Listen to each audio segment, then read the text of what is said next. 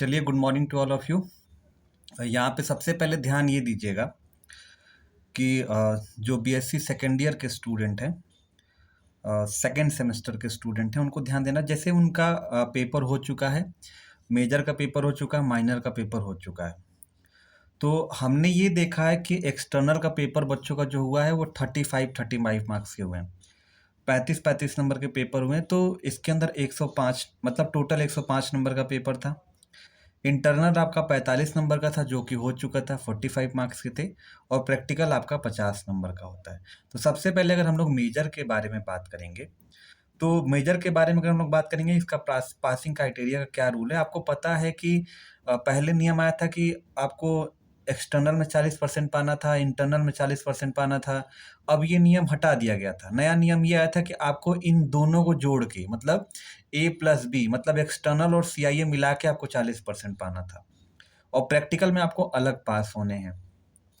तो जैसे अगर हम लोग देखते हैं 105 और 45 को जोड़ देंगे तो टोटल 150 हो जाएगा, 150 मार्क्स हो जाएंगे। तो मेजर के बच्चे जो भी होंगे, ध्यान दीजिएगा, चाहे उनका फिजिक्स हो, चाहे केमिस्ट्री हो, चाहे मैथमेटिक्स हो, खासकर प्रैक्टिकल सब्जेक्ट के लिए अभी हम लोग बात करेंगे। तो जैसे कि फिजिक्स हो गए, केमिस्ट्री, बॉटनी, जूलॉजी वाले जो बच्चे होंगे, उनका 150 नंबर का था, मतलब 45 नंबर का CIA, और अभी उन लोगों ने 105 नंबर का जो थियरी पेपर दिया है। इन लोगों को टोटल मिला करके 150 में से पास होने के लिए इनको 60 नंबर चाहिए। कितना चाहिए? 60 मार्क्स चाहिए। मतलब आपको 105, ये जो अभी आप लोगों ने प्रैक्टिकल दिया वो, सॉरी, 105 नंबर जो आपने अभी जो पेपर दिया है वो, और जो 45 नंबर आपका इंटरनल हुआ था, इन दोनों को मिला के आपको कितना चाहिए? 60 मार्क्स चाहिए। ठीक है, पास होने के लिए कितने चाहिए? 60 मार्क्स चाहिए। इसी तरीके से अगर आप प्रैक्टिकल के बारे में अगर हम लोग बात करेंगे, तो प्रैक्टिकल आपका 50 नंबर का हुआ था, उसमें आपको पास होने के लिए 20 नंबर चाहिए। इसमें आपको CIA और एक्सटर्नल जोड़ के चाहिए 40%, जिसका होता है 60 नंबर। आपको थियरी में पाएंगे तो पास हो जाएंगे, और प्रैक्टिकल में आप 50 में से 20 पा जाते हैं तो आप पास हो जाएंगे। नेक्स्ट हम लोग बात करेंगे कि माइनर का क्या नियम है सर। माइनर का रूल ये कहता है, कि आपका एक्सटर्नल जो माइनर हुआ है, अभी एग्जाम हो रहे हैं, चाहे होने वाले हैं, जिसका हो चुका है, तो आप बताओगे कि उनका एक्सटर्नल का पेपर माइनर वालों का 60 नंबर का था, और CIA ऑलरेडी इंटरनल हो चुका था 20 नंबर का, और प्रैक्टिकल भी आपका 20 नंबर का हो चुका है। तो माइनर में भी वही रूल होता है। आपको एक्सटर्नल और इंटरनल, CIA का मतलब होता है इंटरनल, आपको 60 और 20, 80 नंबर में से आपको कितने नंबर पाने हैं पास होने के लिए? 32 नंबर पाने हैं। यानी कि जो आपने MCQ आज आपने ट्रिक करके, आज या कल जो भी पेपर होने वाले हैं, अगर आप करोगे, उसमें से जितना आप स्कोर करते हो, और जो आपको CIA में 20 में से आपको कॉलेज ने कितना दिया है या यूनिवर्सिटी ने कितना दिया है, दोनों जोड़ के आपको 32 मार्क्स होने चाहिए। अगर आपका 32 नंबर है तो आप इंटरनल में पास माने जाएंगे। हाँ, और प्रैक्टिकल में आपको सेपरेटली पास होना होता है। ये प्रैक्टिकल में 40% आपको अलग लाना है। आपको प्रैक्टिकल में 20 में से आपको 8 नंबर लाने कंपलसरी हैं। तो अगर आप यहाँ पे 20 में से 8 लेके आओगे, और यहाँ पे आप 80 नंबर में से 32 नंबर लेके आओगे, तो आप पास माने जाओगे।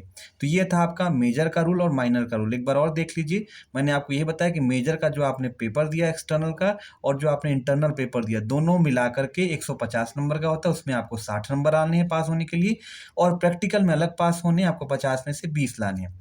माइनर में आपको क्या करना है? इंटरनल और एक्सटर्नल मिला करके आपका 80 नंबर का पेपर होगा, और 80 में से आपको 32 नंबर पाने हैं। ठीक है, 32 नंबर पाने हैं। और वहीं प्रैक्टिकल के बारे में बात करेंगे, तो आपको सेपरेटली इसमें पास होना अलग है। हर प्रैक्टिकल में, चाहे मेजर का हो चाहे माइनर को, आपको अलग अलग पास होना ही है। अब यहाँ पे बात करते हैं पासिंग क्राइटेरिया का नियम क्या कहता है। अगर सपोज इट कोई ऐसा बच्चा है जो BSc के फर्स्ट सेमेस्टर में, कोई ऐसा बच्चा BSc फर्स्ट सेमेस्टर में फेल हो चुका है, कोई ऐसा बच्चा जो BSc फर्स्ट सेमेस्टर में फेल हो चुका है, और अगर BSc सेकेंड सेमेस्टर में अगर वो पास हो जाता है, सेकेंड में अगर वो पास हो जाता है, तो वो ऑलरेडी थर्ड सेमेस्टर में जाएगा, थर्ड सेमेस्टर में जाएगा। ठीक है, ऑलरेडी वो थर्ड सेमेस्टर में वो जाएगा, ध्यान दीजिएगा। कोई ऐसा बच्चा है जिसका फर्स्ट सेमेस्टर में भी बैक लगा है, और सेकेंड सेमेस्टर में भी बैक लग जाता है, तो भी उसका क्या होगा?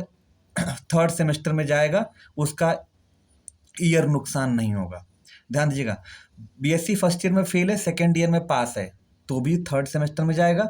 अगर उसका दोनों सेमेस्टर में बैक लग गया, तो भी वो थर्ड सेमेस्टर में जाएगा। ध्यान दीजिएगा।